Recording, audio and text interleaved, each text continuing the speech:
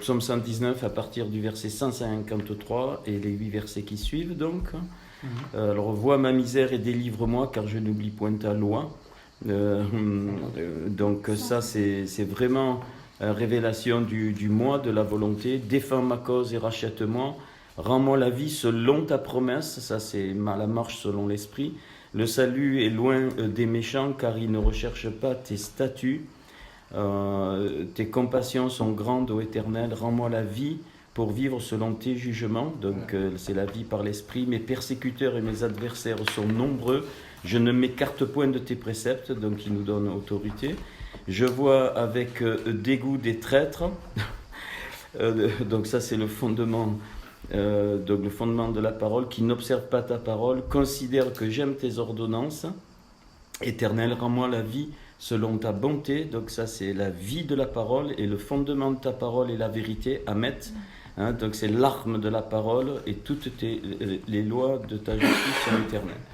Alors, j'ai plein de trucs sur les autres lettres, mais je pense qu'on va rester sur cette lettre parce qu'elle est donc importante. Alors, donc, correspond évidemment, on le verra après, à Apocalypse 20, on ne va pas le prendre maintenant, mais voilà, Apocalypse 20, donc 20e lettre, on verra après ça. Par contre, alors les 8 premiers mots, vous vous souvenez, c'était un peu le rythme.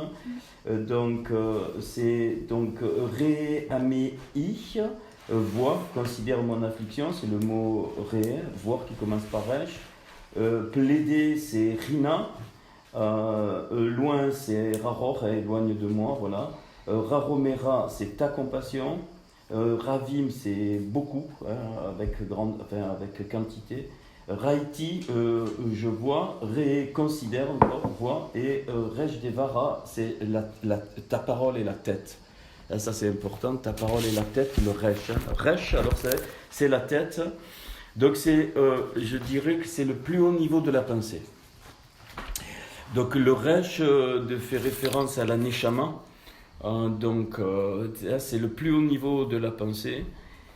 Qu'elle soit spirituelle ou qu'elle soit aussi dans le raffinement au niveau du moi, de notre être. Et c'est pourquoi c'est pour ça que le mot réchit, ça on le sait par cœur maintenant, qui est le prélèvement, on commence par resh, c'est vraiment le resh, la tête, c'est le plus petit du corps, c'est la tête. Mais c'est celui qui possède tout à l'intérieur. C'est pour ça que cette lettre, elle est importante. Donc, le réchit de toute chose. Voilà. Et donc, c'est le rinche aussi qui est donc roche, donc la tête, qui veut dire aussi que c'est là qu'on initie les choses. C'est-à-dire, on les reçoit du Seigneur, et donc on initie les choses. Donc, elle va avec le mot ra, voir. Roche et Ra, voir, ça va ensemble, d'accord. Alors, il n'y a pas du tout de notion de supériorité, ok. C'est pas du tout le sens que comme l'homme l'a fait avec des pyramides, non. Le Resh, c'est le centre, c'est dans le sens centre. Le cerveau, c'est le centre du corps. Il est en dessus parce que nous, on est construit comme ça, mais il n'y a pas de dessus, de dessous au niveau du... Voilà. Il faut savoir que tout notre corps, il est dans le cerveau. Tout, absolument tout.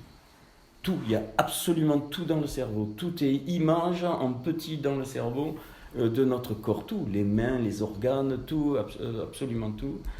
Et donc, c'est la même chose pour le corps de l'Église, le corps que nous formons. Le Seigneur, il est le chef, le roche de l'Église, pas dans le sens, il donne des ordres dessus, dans le sens centre, c'est-à-dire il est carrément, il nous met carrément en lui. Et c'est pour ça que le mariage avec le Seigneur, quand il y aura le retour du Seigneur, c'est vraiment quelque chose de très fort. Pour moi, on devient Christ. Dans ce sens-là, on devient Christ, comme le corps est une expansion de ce qu'il y a en petit dans le cerveau. Pareil, le corps de Christ est une expansion du roche qui est le Seigneur, c'est-à-dire la tête. C'est dans ce sens, le chef de l'Église, c'est dans ce sens-là. C'est fort, parce qu'il faut vraiment que ça s'intègre. C'est pas du tout dans le sens au-dessus qui donne des ordres, non. C'est d'où la notion de protection. Le vrai chef est celui qui protège. Le roche, la tête, elle le protège. C'est voilà. Alors, alors c'est aussi, ça va vous parler ça, la première lettre du mot roé qui veut dire berger. Les bergers d'Israël, les bergers, le pasteur, le berger, c'est roé. Donc le chef en ce sens, hein, il conduit c'est assez beau. Hein. Et donc et la forme, si vous voyez, c'est la forme qu'elle a. Eh bien, elle est ouverte et elle fait penser à quelqu'un qui regarde l'avenir et qui tourne le dos au passé. Je vous promets que j'ai écrit ça il y a plus d'un mois. Je vous le prouve parce que regardez tout ce que j'ai écrit depuis. Voilà, dans l'ordre, hein, vraiment, hein, c'est vraiment mon cœur et puis regardez tout ce que j'ai écrit depuis. Donc ça, c'est pas aujourd'hui ni hier que j'ai écrit.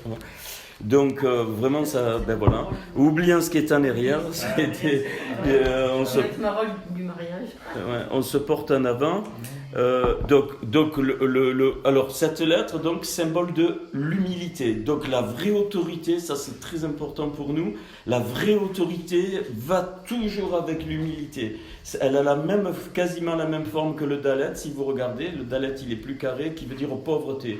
Pauvreté dans le sens souple, dans le sens humble. Hein, donc, et c'est pour ça qu'il y a des années, j'avais donné un message là-dessus. La vraie autorité coule d'un cœur humble. Toujours. Sinon, c'est de l'autoritarisme. Hein, la vraie autorité du Seigneur, évidemment. Alors, les 8 versets, eh bien, ils m'ont fait penser, après on peut trouver autre chose.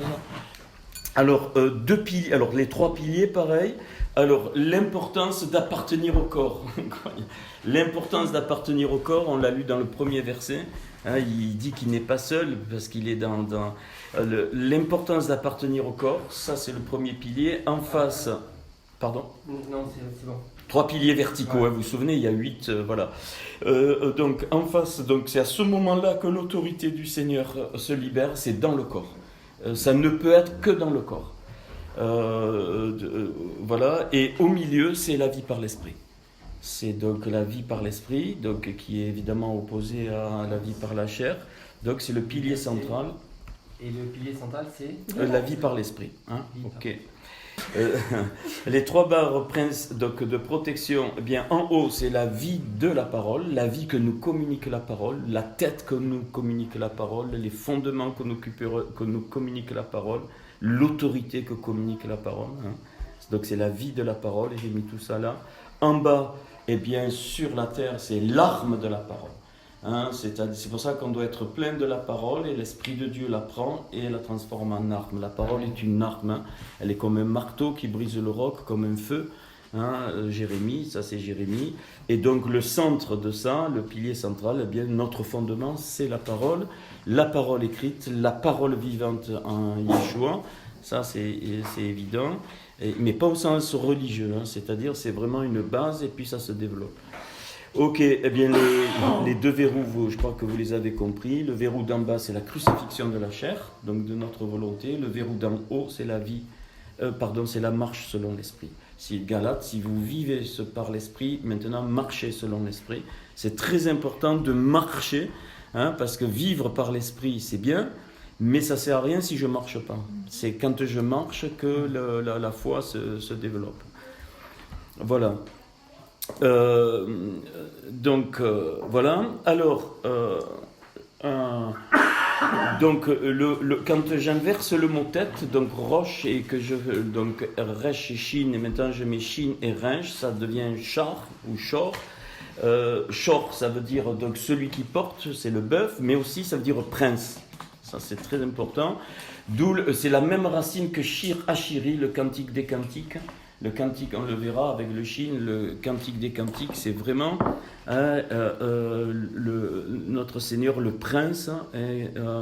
Voilà, donc c'est le prince de notre salut. Et il est pauvre, le prince de notre salut, il est pauvre aux yeux des hommes, mais il est prince du royaume céleste. Si on est prince du royaume du Seigneur, on ne peut être prince dans ce monde. C'est important ça, dans les choses de Dieu, voilà. C'est impossible. Donc c'est obligé qu'on sera rejeté par les choses du monde, je parle des religieux qui appliquent les choses du monde. Donc voilà, quand on devient prince du royaume, donc ce char, C'est un chant en fait. Être prince, c'est un chant de louange à notre Seigneur. Ça veut dire qu'on accepte tout de lui. C'est la même racine. Il n'y a qu'à mettre le yud au milieu. Donc, cette notion de prince, eh bien, on le retrouve dans la lettre. Vous allez peut-être étonné. C'est accepter de lâcher l'avoir pour rentrer dans l'existence de notre être. Accepter de lâcher ce qu'on peut posséder pour rentrer vraiment dans l'existence de notre être qui n'a de sens que dans la mission que le Seigneur nous donne pour cette dimension. Et c'est pour ça que cette tête, eh bien, c'est courber la tête. Elle me dit, courbe la tête, ça veut dire abandonne l'orgueil et le contrôle. Je vous dis, j'ai appris ça il y a... alors, ça peut... voilà. Souvent, l'orgueil va avec, bien sûr, le mensonge, mais une des conséquences de l'orgueil, c'est le contrôle. En général, les personnes qui veulent toujours contrôler, tu peux être sûr qu'il y a une racine d'orgueil. Toujours. Enfin, moi, c'est ce que j'ai trouvé. Après, on peut, donc, Matthieu, j'ai noté Matthieu 5.3. Matthieu 5.3 me dit « Heureux les pauvres », on y est, donc heureux les pauvres en esprit, et donc c'est vraiment la lettre Resh, car le Malacha Hashamaim, car le royaume des cieux est à eux. Donc c'est très clair, voilà.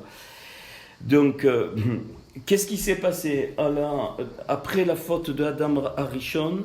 Eh bien, il y a eu une réaction à la peur. Pas la crainte, mais la peur. La peur.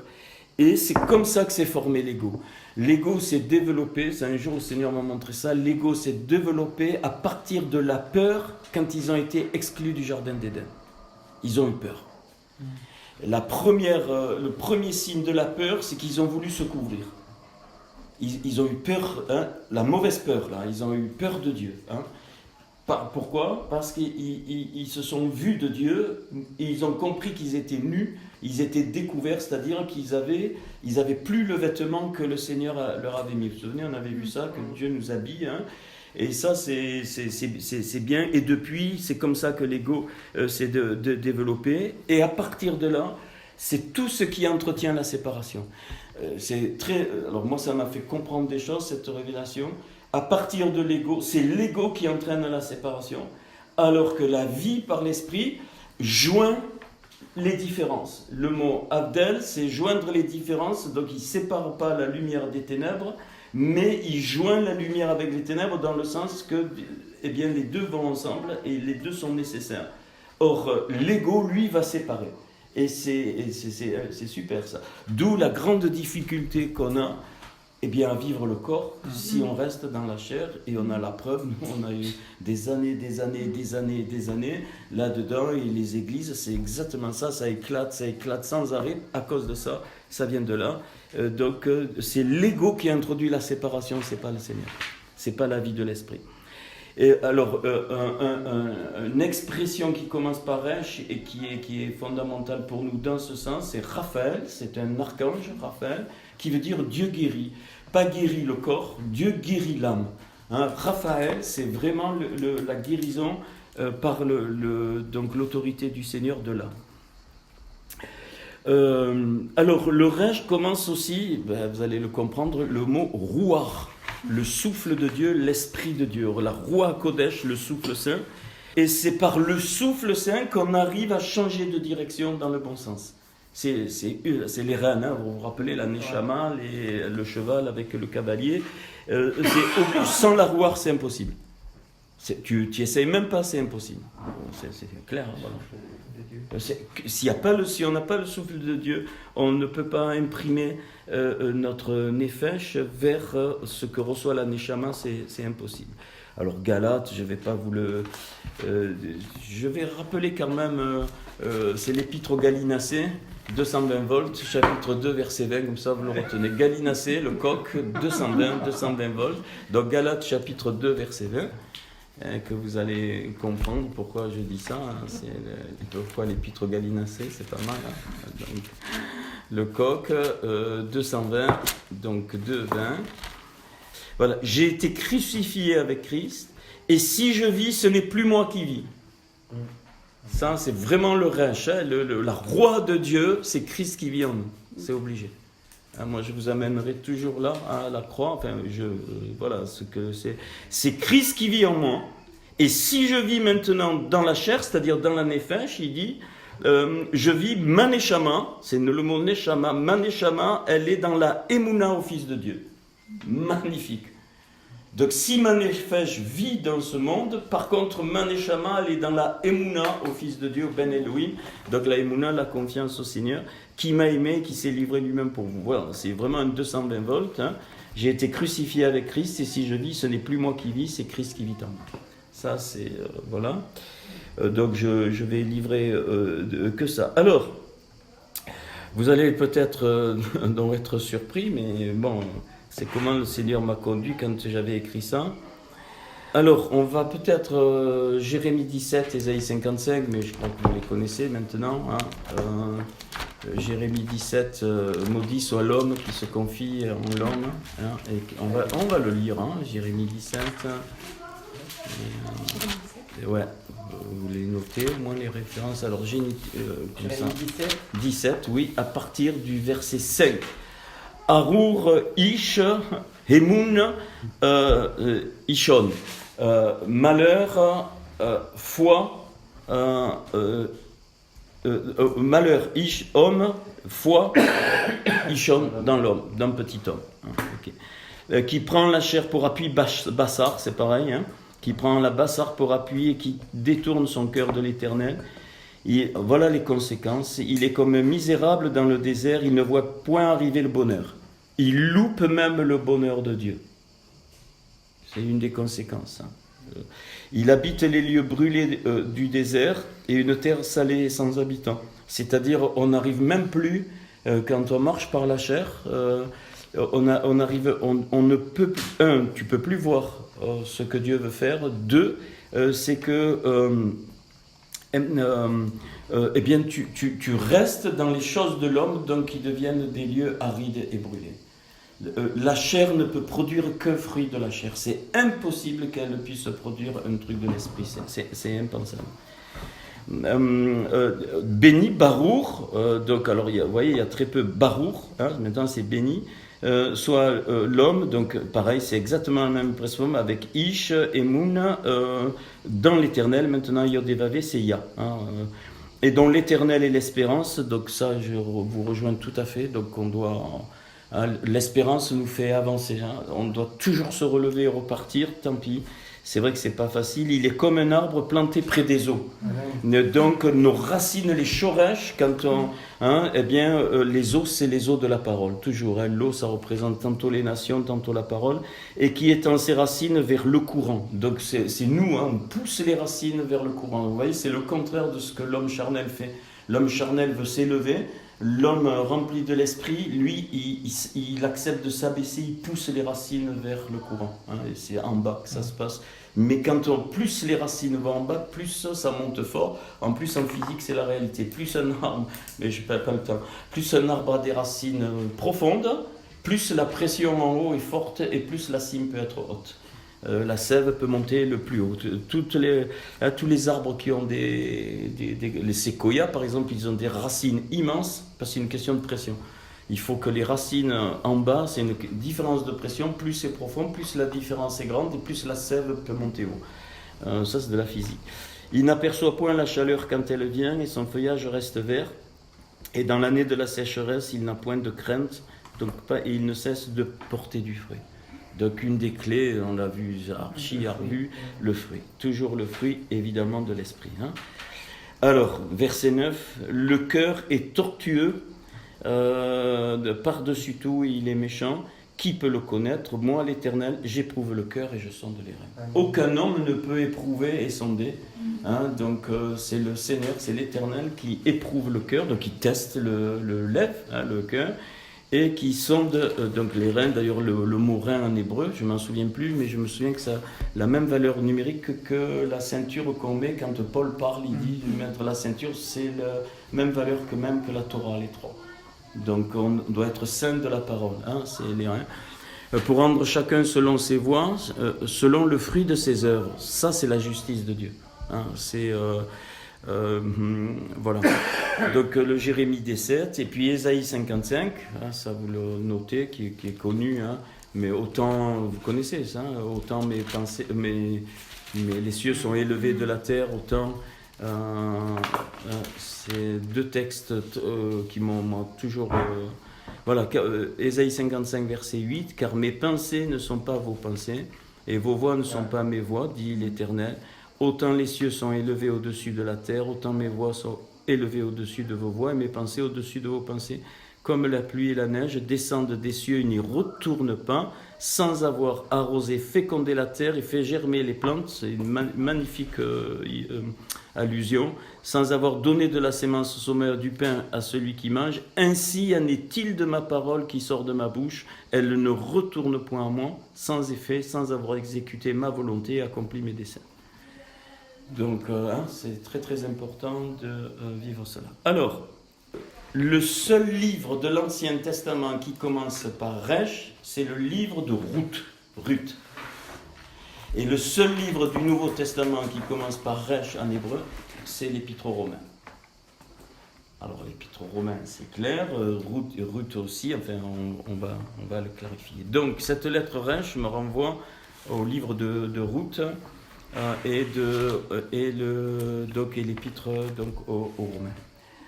Alors, on va le prendre ensemble, hein, le livre de Ruth. Alors dans nos Bibles, c'est juste après Juge, hein, donc c'est... j'ai bien regardé, donc c'est Ruth, donc cette lettre me renvoie donc au livre de Ruth et l'Épître aux Romains. Alors l'Épître aux Romains, c'est plus facile, on le pourra peut-être le prendre tout à l'heure. Alors, j'y vais en français, puis bon, je prends des... oui, tout. Il y a 4 chapitres de Ruth, donc il n'est pas bien grand. 22 versets au premier chapitre, 23 versets au deuxième chapitre, 18 versets au troisième chapitre et 22 versets au quatrième chapitre. Puis on va un peu voir qu'est-ce qu'on peut tirer du livre du Ruth. Alors, c'est du temps des Shoftim, du temps des juges. Donc, c'est même avant la venue de Shmuel. Enfin, le dernier juge, donc c'est même avant la venue des rois, hein, des Malachim. Donc il y eut une famine dans le désert, un homme de Bethléem, vous vous rappelez, Bethléem, c'est la maison du pain, hein, de Yehuda. Yehuda, ça veut dire louange de l'Éternel, qui partit avec sa femme et ses 2 fils pour faire un séjour dans le pays de Moab. Moab, alors c'est la semence du père. Alors, vous dites d'entrée, le livre de Ruth révèle Yeshua Mashiach. Je le donne d'entrée. Alors pourquoi, chaque fois qu'il y a une référence, vous allez être étonnés, hein, chaque fois qu'il y a une référence au Mashiach, c'est toujours dans la noirceur. Toujours. Et j'ai prié pour ça, j'ai dit Seigneur, mais comment ça se... On s'attend par exemple que dans la lignée du Mashiach, dans la lignée du Mashiach, il y a Rahab, la prostituée, qui commence par un Resh, hein, Rahab, la prostituée. Donc il y a Ruth, la Moabite, Moab, qui est le fruit d'un inceste. Moab, c'est la semence du père. Il y a eu Moab et Ammon, hein, quand donc Lot il a couché avec ses filles. Et donc, pourquoi c'est une petite lumière, parce que c'est là où l'ennemi ne s'attend pas à ce que le Mashiach sorte. C'est une des raisons, et nous on ne comprend pas. On va voir. Et comment se fait-il que le Messie aussi est dans la lignée de Tamar et de Yehuda? Yehuda, il prend son chemin, il voit sa belle-fille, sa propre belle-fille, mais il ne la reconnaît pas, elle s'était mise en prostituée, et il couche avec elle, et c'est de cette lignée qu'est sortie la lignée du Mashiach. On va le voir à la fin du livre de Ruth. Donc on peut se poser des questions, hein. Et bien, sachez ça, toujours pareil, quand notre Seigneur est né, c'est pas écrit hein, dans le Nouveau Testament, mais pour pas la diffamer, c'était affreux à l'époque. On ne pouvait pas s'attendre qu'il sorte quelque chose de bon d'un homme, Yosef, d'ailleurs son nom c'est parlant, et on va voir, et Myriam, Marie, donc bien sûr il n'a pas touché, mais les gens devaient parler. C'est évident, enfin il n'y a pas les détails, mais je suppose, hein. Voilà, ils étaient ensemble pour pas la diffamer. Voilà, donc on pouvait tout penser. Et donc c'est l'Esprit de Dieu qui couvre Myriam, et donc notre Seigneur donc, est né d'une femme, mais par l'Esprit de Dieu. Pourquoi ? Pour cacher. L'ennemi ne s'attendait pas. Quand le Seigneur est mort à la croix, c'était une horreur. C'était l'endroit où on ne devait pas trouver le Mashiach, le libérateur d'Israël. Et donc cette pensée m'est venue, quand j'avais rédigé ça, c'est que effectivement, nous on ne peut pas comprendre. Bien sûr, il y a des sods derrière, il y a des clés. On va voir par exemple Tamar et Yehuda, ça se passe dans les deux séphirotes. Ça, c'est ce que le Seigneur m'a montré.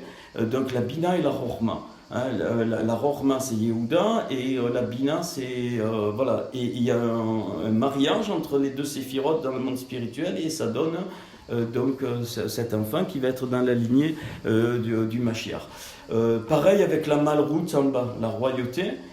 Il y a des textes clairs qui montrent qu'il se passe quelque chose au niveau des séphirotes. Alors dans les séphirotes, il n'y a pas du tout de notion d'inceste, c'est pas du tout, ça n'a rien à voir avec la terre. Donc c'est juste, voilà, je voulais vous mentionner. Donc quand il y a les choses noires et que le Mashiach est révélé, enfin noir, ou en tout cas où l'homme ne pense pas à les trouver, ça veut dire que les puissances spirituelles négatives non plus ne pensent pas à les trouver, les choses là. C'est pour ça que nos paroles sont très importantes, parce que l'ennemi ne peut pas lire dans nos pensées. Chose très importante. Moi j'ai fait des erreurs à ce niveau. Il n'y a que le Seigneur qui peut tout savoir dans les pensées. Donc ce qu'on pense dans notre cœur, dans les mauvaises, les bonnes pensées, il n'y a que le Seigneur. L'ennemi ne peut pas. Mais quand tu prononces, voilà, s'il y a des mauvais anges autour, quand tu prononces, alors là, il peut. Pareil pour les actes. Nos actes sont vus par les bons anges et par les mauvais anges, les deux.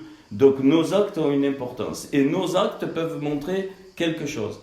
Et à la croix, quand le Seigneur est mort à la croix, jamais l'ennemi pensait qu'il était en train d'avoir la victoire sur le monde spirituel. C'est pour ça que il y a eu, bien sûr, il y a autre chose. Il y a le sang qui devait couler, mais c'est juste un petit sod. Et donc, on ne doit pas être surpris de la lignée de notre Seigneur. Et les Juifs eux-mêmes, j'avais appris ça dans la synagogue, ils vont vous dire que Ruth est dans la lignée du Mashiach qu'ils attendent, Rab la prostituée aussi, il n'y a aucun souci, fils de David. Voilà, et donc ça alors, ok. Ils sont étonnés, mais c'est comme ça, ils respectent. Alors, pour faire un séjour dans le pays de Moab, donc Moab, ça veut dire semence donc, du père, et le nom de cet homme était Elimelech et sa femme Naomi, et ses deux fils s'appelaient Malchom et Kilion, et ils étaient Éphraïtes de Bethléem. On sait que le Seigneur de Bethléem est né à Bethléem. Arrivés au pays de Moab, ils y fixèrent leur demeure. Bon, je ne vais pas tout prendre, vous connaissez l'histoire un petit peu, peut-être pas. Il meurt, les deux, elle perd tout le monde. Et il lui reste donc ces deux belles filles, enfin ces deux, donc Ruth. Alors Ruth, ça vous le notez, ça veut dire amitié, ami au sens vraiment l'amour, la hava.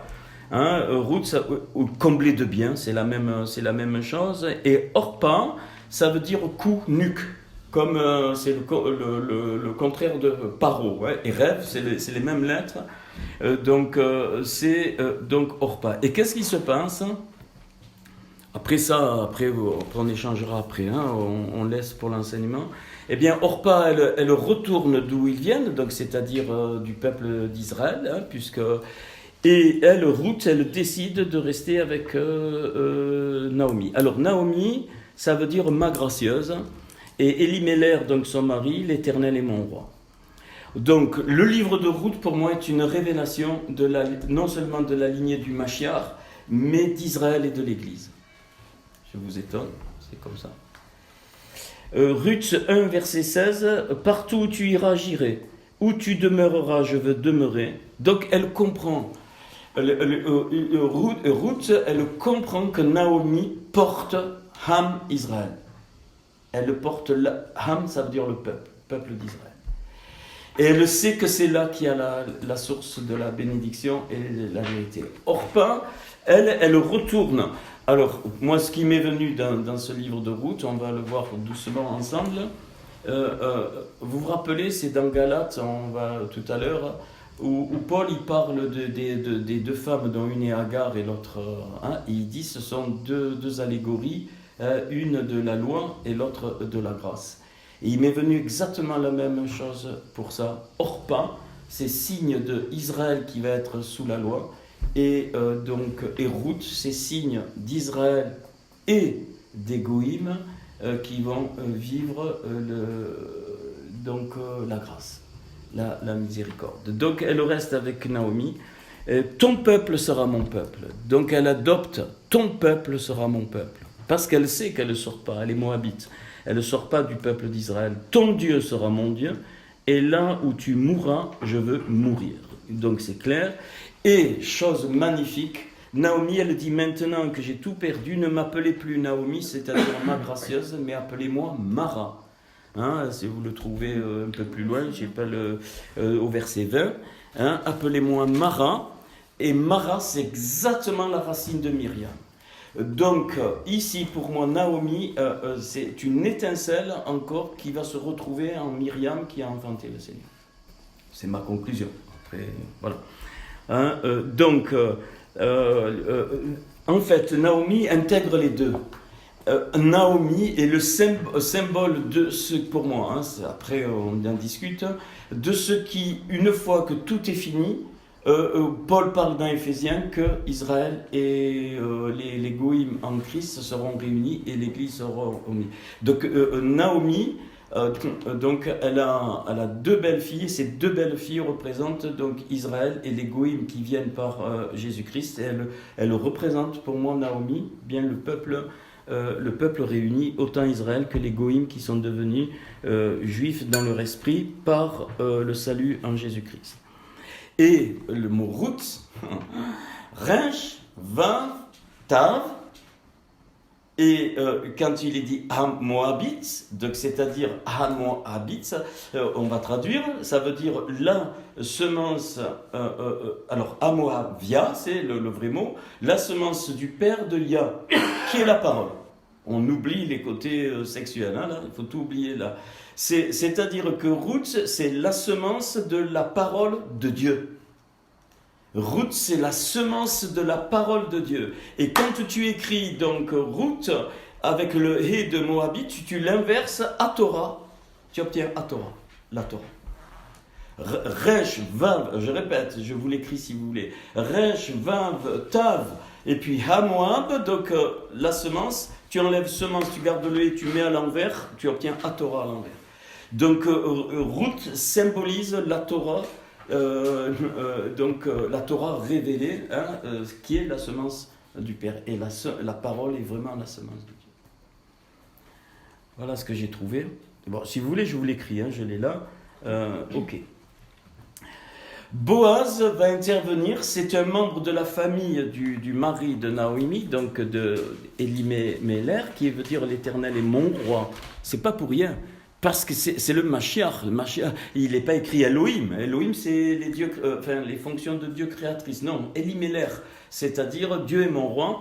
Et effectivement, notre Seigneur, il va être roi.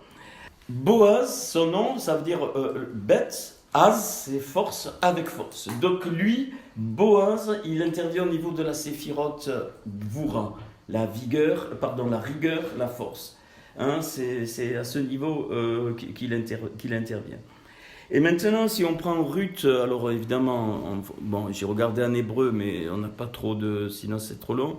Boaz dit à Ruth, écoute ma fille, ne va pas glaner dans un autre champ. Boaz dit à Ruth, c'est la séphira qui est révélée, elle dit à Ruth, c'est-à-dire ceux, y compris, rappelez-vous, les brebis, qu'est-ce qu'a dit le Seigneur dans Matthieu ? Allez d'abord vers les brebis perdues de la maison d'Israël. Vous vous souvenez de ce passage? Toujours très, très, voilà.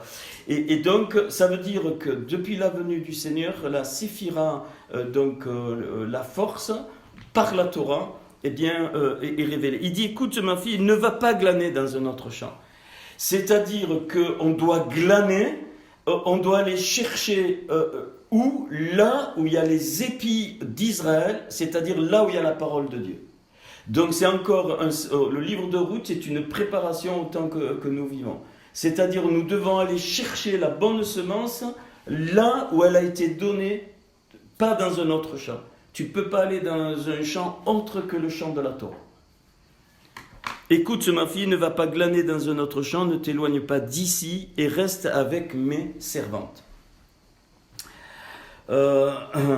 Ruth, alors verset 9, regarde où l'on moissonne dans le champ et va après elle.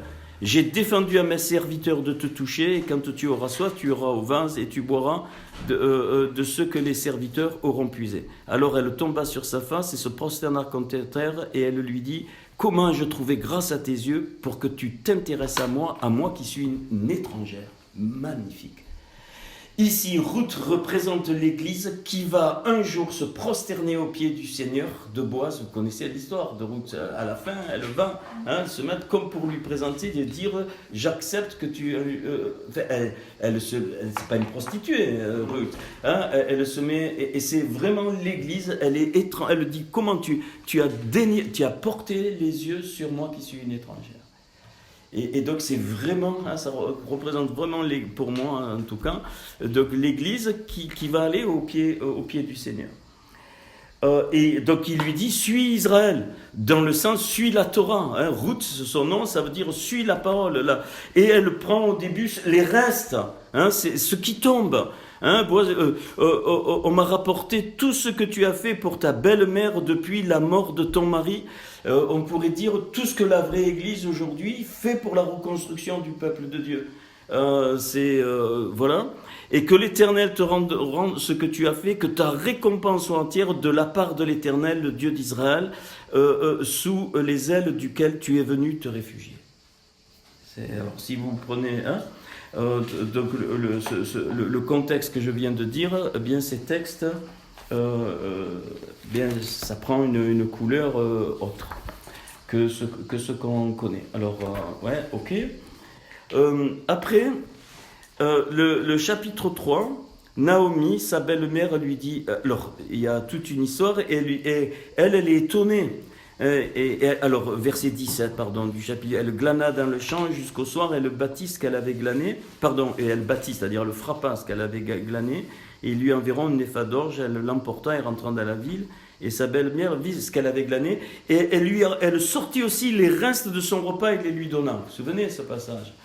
Eh bien, c'est tout ce que le Seigneur est en train de révéler à Ruth, le corps de Christ qui n'est pas juif. On doit le donner aux Juifs, on doit le donner à Naomi, on doit le donner, et les Juifs qui sont ouverts, qui ont le cœur, c'est ce qui m'est venu en écrivant ça, et ils vont le recevoir. Sa belle-mère, elle est heureuse, et ça va aller plus loin. C'est-à-dire qu'il y a une construction du retour d'Israël et de l'Église les uns vers les autres, et qu'il y aura même à un moment donné une demande de pardon dans les deux sens, je ne sais pas quand, pour vraiment reconstruire le corps. Et sa belle-mère lui dit, où tu as glané aujourd'hui, où as-tu travaillé? Béni soit celui qui s'est intéressé à toi. Et Ruth fit connaître à sa belle-mère, chez qui elle travaillait, l'homme chez qui je travaille s'appelle Boaz. Et Naomi, elle dit, mais c'est membre de la famille de mon mari. Donc, à un moment donné, quand on amène les restes, le peu de choses que le Seigneur nous révèle de la parole à partir de la Torah, c'est-à-dire pas dans un champ de nôtre, eh bien, les Juifs vont reconnaître que ça vient vraiment de leur famille. Ah non, mais ça, moi, ça a été... Et donc, qu'il soit béni de l'Éternel, qui se montre miséricordieux pour les vivants, comme le fut pour ceux qui sont morts, et ainsi de suite. Et là, Naomi va comprendre qu'un jour, Boaz va devenir l'époux de Ruth. Donc, c'est le mariage de Boaz et de Ruth, c'est le mariage de l'Église et du Seigneur. De l'Église dans son sens général du terme, et ceux d'Israël qui vont reconnaître le Mashiach. Ceux d'Israël qui ne reconnaissent pas le Mashiach, c'est Orpa, ils retournent en Israël, et eux, ils vont être sous la loi. Alors, regardez là, c'est magnifique. Le chapitre 3, Naomi, sa belle-mère, lui dit, ma fille, je voudrais assurer ton repos afin que tu sois heureuse. Alors j'ai regardé un texte hébreu, mais bon. Et maintenant, Boaz, avec les servantes duquel tu as été, n'est-il pas notre parent? Voici, ils doivent amener cette nuit les orges qui sont dans l'air. Le Boaz, et quand le Seigneur va venir, c'est la moisson de la nuit. Il va vanner. Hein, c'est la nuit qui le fait. Donc c'est la moisson de la nuit. Elle lui dit, lave-toi et oigne-toi, puis remets tes habits et descends en l'air. Tu ne te feras pas connaître à lui jusqu'à ce qu'il ait achevé de manger et de boire. Là, elle est en train de la préparer pour lui dire qu'il va y avoir le mariage, enfin que ça va être son époux. Et quand il ira se coucher, observe le lieu où il se couche. Ensuite, découvre ses pieds et couche-toi. Il te dira lui-même ce que tu as à faire. Très belle image de la révélation de la génération des pieds.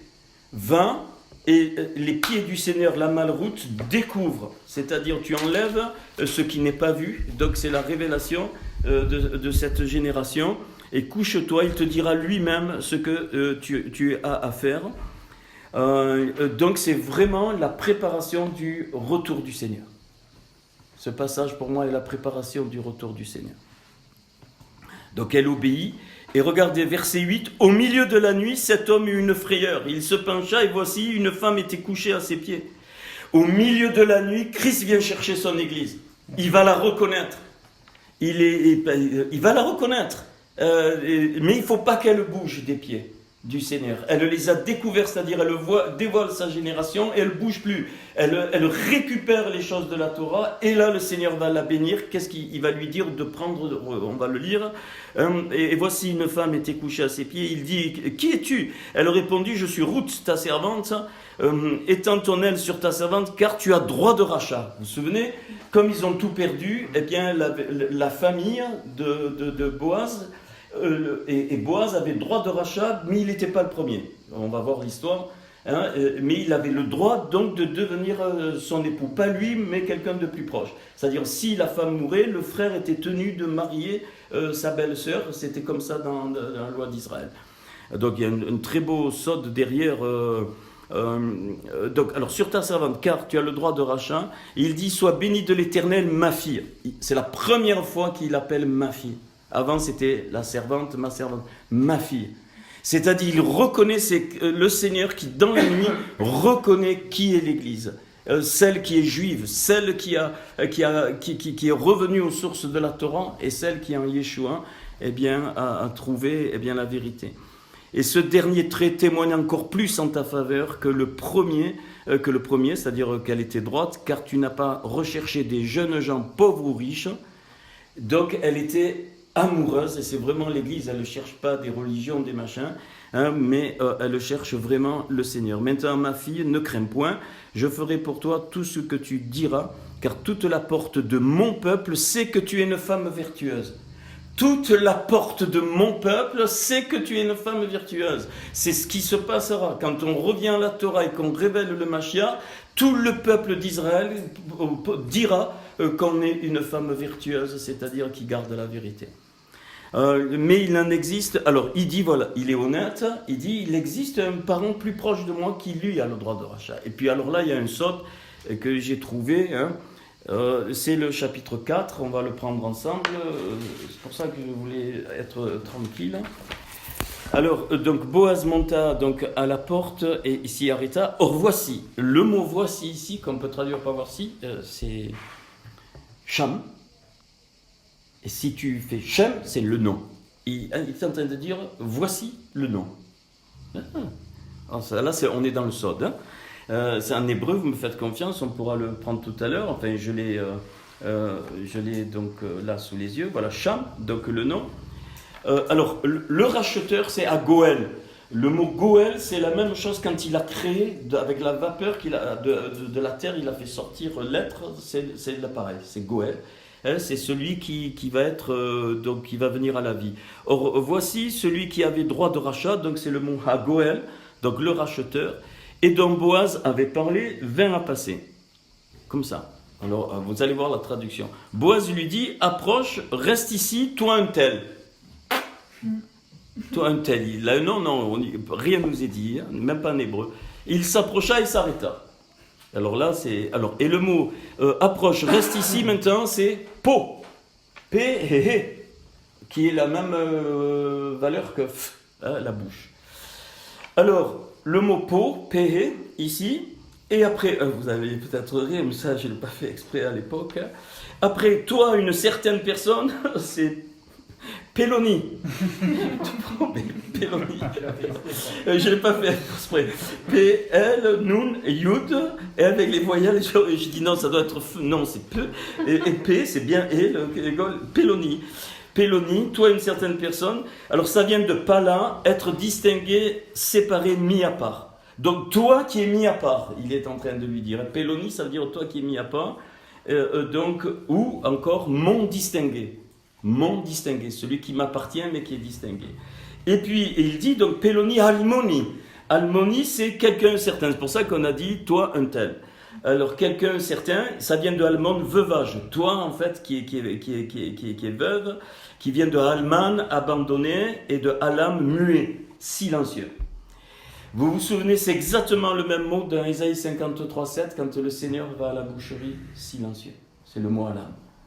Il se tait, il attend, c'est-à-dire qu'il est en attente. Donc ces trois mots qui se suivent dans le texte hébreu et qui sont séparés par deux tirets. Donc po, péloni, almoni. Donc la valeur numérique de po c'est 85. La valeur numérique de Péloni, c'est 170. La valeur numérique de Almoni, c'est 131. Vous faites la somme, 386, valeur numérique de Yeshua. Donc, le voici mon distingué et mon abandonné, c'est Yeshua. Et alors, qu'est-ce qu'il lui dit ? Il lui dit, il s'approcha et s'arrêta. Boaz prit alors 10 hommes parmi les anciens de la ville et il dit, asseyez-vous. Et il s'y assire. Puis il dit à celui qui avait le droit de rachat, donc Naomi, revenu du pays de Moab, a vendu la parcelle de terre qui appartenait. J'ai cru devoir t'en informer et te dire à qui est là, en présence des habitants, et en présence, vous savez, il donnait un soulier, il donnait la sandale, donc j'ai cru, à qui est là en présence des habitants, si tu veux racheter, rachète. Mais si tu ne veux pas, déclare-le-moi, afin que je le sache, car il n'y a personne avant toi qui ait le droit de rachat, et je l'ai après toi, et il répondit, je rachèterai. Ça, c'est la marque prophétique que le Seigneur va racheter tout son peuple. Mais il renonce. On continue.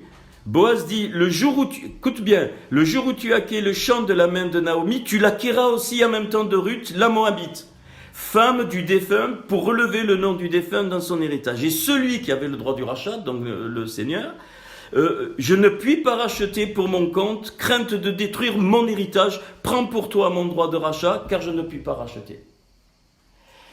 Là, il libère Israël pour que Israël reconnaisse le Mashiach ben Yosef, fils de Joseph, mais qui au temps de la fin va le reconnaître fils de David, ben David. Pourquoi ? Parce qu'il annonce qu'il faut qu'il renonce à son droit de rachat pour mourir à la croix. Il ne pouvait racheter entièrement son peuple qu'une fois qu'il était mort à la croix pour tout son peuple. C'est bon ? Ça a été un sod, hein. J'ai explosé quand... j'ai dit, mais pourquoi il ne rachète pas ? Il a le nom de Yeshua, mais parce que ce n'était pas le temps. Il faut qu'Israël, et alors là, on retombe dans Galates, où Paul, il dit que les deux femmes, alors on retrouve pas ces deux femmes, mais dans Galates, on retrouve ceux sous la loi et ceux sous la grâce. Voilà, dites-moi, voulez-vous être sous la loi ? Ne comprenez-vous point la loi, car il est écrit qu'Abraham eut 2 fils, un de la femme esclave et un de la femme libre. Mais celui de l'esclave naquit selon la chair, c'est Agar, hein, et celui de Sarah naquit en vertu de la promesse. Ces faits ont une valeur allégorique, car ces femmes sont 2 alliances, l'une du mont Sinaï, enfantant pour la servitude, c'est Agar, donc la loi, car Agar, c'est le mont Sinaï en Arabie, et elle correspond à la Yerushalayim actuelle, c'est-à-dire charnel, qui est dans la servitude avec ses enfants. Mais la Yerushalayim dans le haut, la Jérusalem céleste est libre, c'est notre mère, car il est écrit « Réjouis-toi stérile ». Donc, Paul fait la distinction entre ces deux choses. Et Orpa et Ruth, Orpa, c'est la dimension de la loi, Ruth, c'est la dimension de la grâce. Et ici, et donc Boaz symbolise le Seigneur qui va racheter à un moment donné donc les goïms au moment de la mort, mais pas encore. Et donc cet être qu'on ne connaît pas, qui est lui, il se parle à lui-même en fait pour moi, qui est lui-même, mais pour Israël, il est d'abord venu pour les enfants d'Israël. Avant qu'il meure à la croix, rappelez-vous, on peut les prendre. Il nous est dit, allez d'abord vers les brebis perdues de la maison d'Israël. Matthieu 10, verset 6. Matthieu 15, 24. Je suis venu que pour les brebis perdues de la maison d'Israël. Et Luc 1, 16. Il ramènera plusieurs, en parlant du Seigneur, plusieurs des fils d'Israël. Quand le Seigneur est venu, il ne pouvait pas racheter. C'est parce qu'il n'était pas mort à la croix. Pourquoi ? Parce que Ruth devait être inversée, c'est-à-dire la Torah devait être accomplie. Et c'est à la croix que la Torah est accomplie, et après la croix, alors c'est bon, il a le droit de rachat, et tout le monde rentre dans le bercail. Il y a d'autres choses derrière. Alors, et puis la fin, elle est bizarre. Alors, je vous la livre. Donc, il nous est rappelé, donc à partir du verset 12, Ruth donc 12, puisse ta postérité que l'Éternel te donnera par cette jeune femme rendre la maison semblable à la maison de Péretz qui fut enfantée à Yehuda par Tamar. Donc quand Yehuda a couché avec sa belle-fille sans savoir que c'était sa belle-fille, elle avait une liste de prostituée, il est né un fils qui s'appelle donc Pérez. Et vous savez que si j'inverse les lettres de Pérez, vous savez ce que j'obtiens ? Sarfat, la France. Ça veut dire que, et ils ont raison les Juifs, puisqu'ils le disent, je crois, ils disent que la France, c'est la nation, la seule nation au monde qui va jouer un rôle fondamental pour le retour, pour la venue du Mashiach. Donc, vous l'avez là, le P, le Resh, le Tzadé, tu inverses, Tzadé, Resh et P, Sarfat, qui veut dire brèche, ouverture. Donc une brèche est faite. Et puis, et puis il y a la lignée donc, des 10. Et donc après Péretz, il y a eu Retzeron, c'est toujours à la fin de Ruth. Il y a eu Ram, après Ram, Aminadab, Narshon, Salma, Boaz, Oved, Ishaï et David. Donc Boaz est arrière-grand-père de David, et tu remontes dans la lignée, donc tu vas donc à Péretz, et tu remontes à la lignée de Yehuda et de Tamar. Donc la lignée du Seigneur, c'est une lignée noire, j'allais dire, mais voilà, c'est voilà. Et David, ça veut dire, son nom veut dire aimé de Dieu. Donc c'est la royauté la plus belle, qui veut dire donc aimé de Dieu. Alors maintenant, quand on va à Apocalypse, voilà, je voulais faire les 3 lettres d'un coup, mais j'ai pas voulu pas bâcler, mais résumer. Alors puis je vis descendre du ciel un ange qui avait, alors vous allez voir toute l'autorité du Seigneur, ce Resh, ce Roche va s'exprimer dans Apocalypse 20. Je vis descendre du ciel un ange qui avait la clé de l'abîme et une grande chaîne dans sa main. Il saisit le dragon, le serpent ancien, qui est le diable et Satan, et il le lia pour 1000 ans. Il le jeta dans l'abîme, fermant et scella l'entrée au-dessus de lui, afin qu'il ne séduise plus les nations jusqu'à ce que les 1000 ans soient accomplis, et après cela, il faut qu'il soit délié un peu de temps. Et je vis des trônes, et à ceux qui s'y assirent furent donnés le pouvoir de juger. Et donc c'est vraiment lié au jugement, et je vis les âmes de ceux qui avaient été décapités à cause du témoignage de Jésus et à cause de la parole de Dieu. On revient à la Torah. Et de ceux qui n'avaient pas adoré la bête ni son image, qui n'avaient pas reçu la marque sur leur front et sur leurs mains. Ils revinrent à la vie et ils régnèrent avec Christ pendant 1000 ans. Les autres morts ne revinrent point à la vie jusqu'à ce que les 1000 ans soient accomplis. Donc ceux qui sont morts en Christ, vous voyez, ils ont droit à la première résurrection.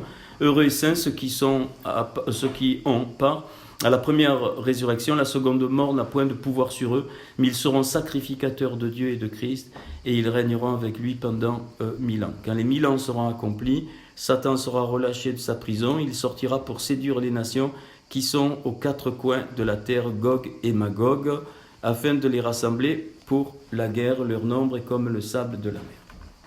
Quand je le développe le nom de Yod et Vav, ça après c'est ce que... Donc le Yod s'écrit Yod, Vav, Dalet. Et donc le Yud Vav Dalet, le Yud est au centre, le Vav va développer les 4 points cardinaux. Je parle de ça parce que il est dit ici pour séduire les nains. Pourquoi? Qui sont aux 4 coins de la terre. Alors derrière, pour moi, alors bien sûr il y a Gog et Magog, mais ça mais bien sûr ça va se réaliser. De les rassembler pour la guerre, leur nombre comme ça. On le verra, je ne vais pas le faire maintenant. Genèse 14 me dit qu'il y a eu une guerre, il y a eu 4 rois contre 5. On donne les noms, on verra ça tranquille parce qu'il faut que j'avance encore. Mais c'est super. Il y a plusieurs choses, vous allez être peut-être étonnés. Alors quand je développe les 4 lettres du tétragramme, c'est les 4 rois, et quand je développe les petites lettres, ça fait 5 rois. 5, 4, 9. Ok, et le Yud se développe aux 4 points cardinaux, c'est-à-dire le Yud, le 10 qui s'accomplit ici. La guerre des 4, et c'est Abraham qui règle le problème avec les 318, c'est pour ça que c'est 6 fois 53, c'est-à-dire 6 fois, on est à la 6e porte dans la reconstruction de Néhémie, la fameuse 6e Sha'ar, c'est pour ça que Abraham a mis 318 hommes, c'est 6 fois 53, valeur alphabétique de Yeshua aussi. On est vraiment au centre d'une compréhension assez forte de ces temps-là.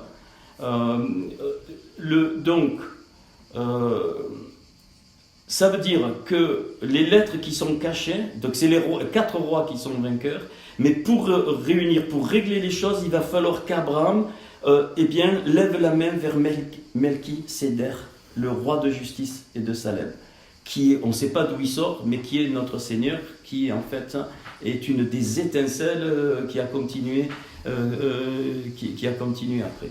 Qu'est-ce que c'est? Donc, alors dans le Yud, c'est clair, ça veut dire que c'est le temps où le vêtement que l'homme a voulu mettre sur le nom de Dieu soit changé.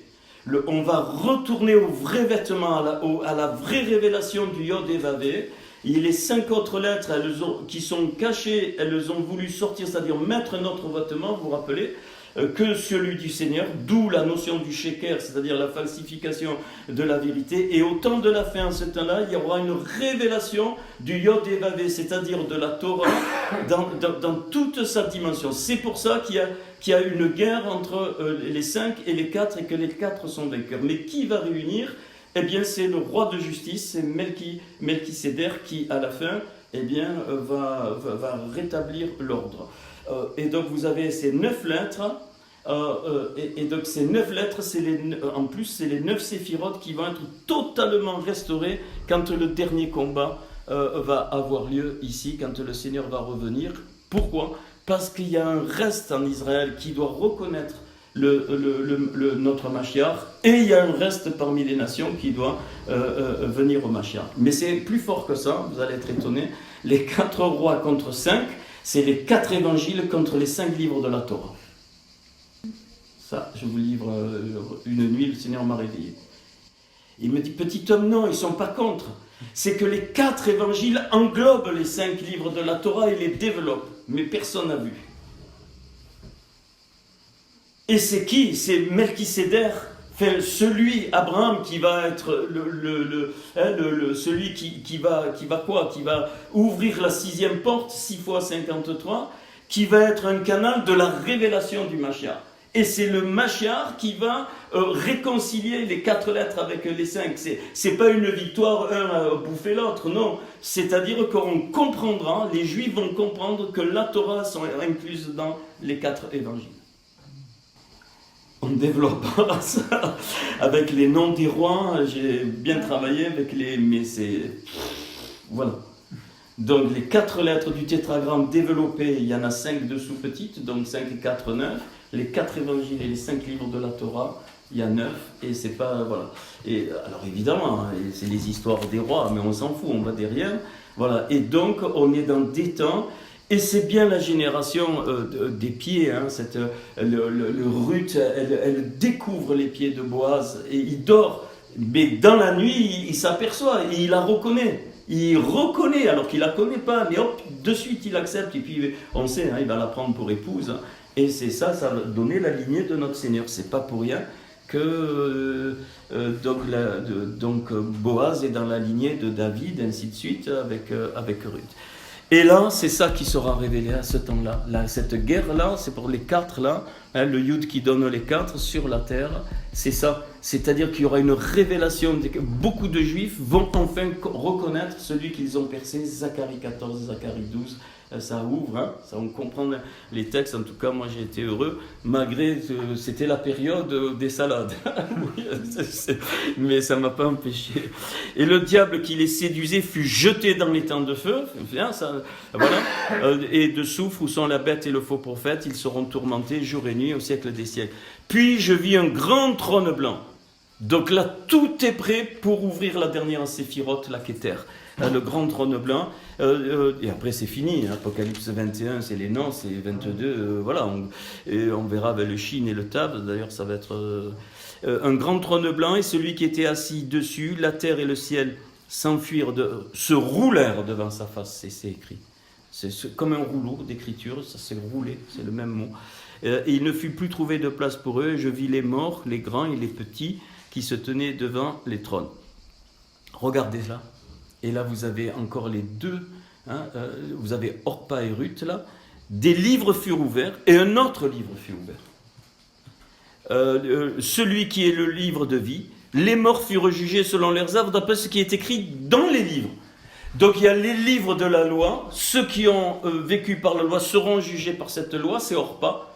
Et le livre de vie, c'est ceux qui ont accepté que Christ avait accompli la loi, et donc ils sont écrits dans le livre de vie, ils seront pas jugés. Il n'y a pas plusieurs livres, il n'y a qu'un livre de la vie, c'est notre Seigneur, le livre de vie. Hein, voilà. Et la mer rendit les morts qui étaient en elle, la mort et le séjour des morts, rendirent les morts qui étaient en eux, et chacun fut jugé selon ses œuvres. Pour ceux dont le nom est écrit dans les livres, dans les livres. Mais ceux dont le nom est écrit dans le livre de vie ne sont pas jugés. Hein, ils ont voilà. Puis la mort et le séjour des morts furent jetés dans les temps de feu. C'est la seconde mort, les temps de feu. Quiconque ne fut pas trouvé écrit dans le livre de vie fut jeté dans les temps de feu. Voilà pourquoi, pour moi, cette lettre rêche va très très bien avec Apocalypse 20 où il y a l'autorité du Seigneur, mais en plus, qu'il est la tête, on le retrouve dans le livre de Ruth. Alors après, bon, Romain, je ne l'ai pas fait parce que vous le connaissez. Mais vous verrez, hein, où Paul il parle de la vie de l'esprit aussi, de l'accomplissement de la loi. C'est le fameux Romains 6, Romains 7, Romains 8 qui est au centre de ce que c'est la grâce, et c'est vraiment la lettre rêche qui symbolise cet épître. Voilà mes bien-aimés.